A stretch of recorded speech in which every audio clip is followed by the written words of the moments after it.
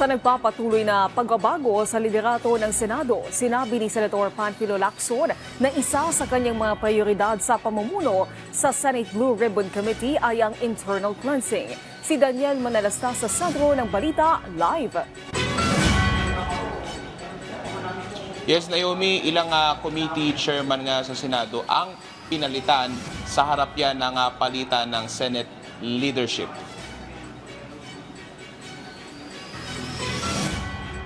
Hinalala mga nasa minorya si Senador Alan Peter Cayetano bilang kanilang Senate Minority Leader. At marami-rami, Naomi, ngayon ang miyembro ng minorya. Dahil siya magiging miyembro ng minorya na kinabibilangan nila Cayetano, kasama sina Deputy Minority Leaders Joel Villanueva at Rodante Marcoleta. Kasama rin sa minorya sina dating Senate President Chis Escudero, Senators Jinggoy Estrada, Amy Marcos, Bongo, Robin Padilla at Ronald Bato de la Rosa.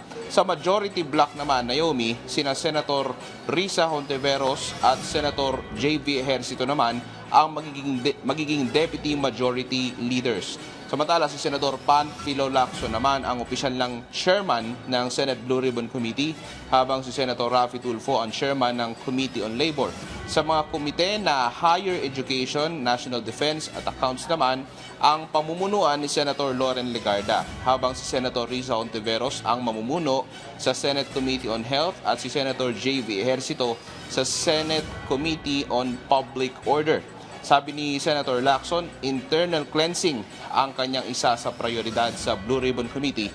Ito ay matapos ang mga revelasyon sa pagdinig ng Kamara kahapon at matapos may ugnay ang isang staff at kung saan kinilala ni Senator Jinggoy Estrada ang naturang staff bilang bahagi umano ng Blue Ribbon Committee.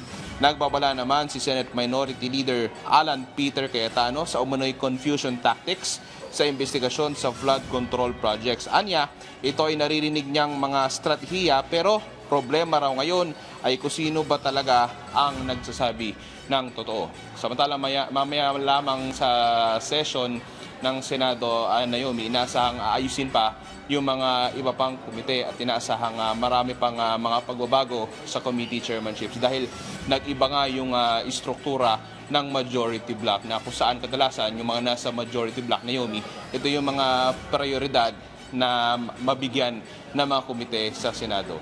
Naomi? Maraming salamat, Daniel Manalastas.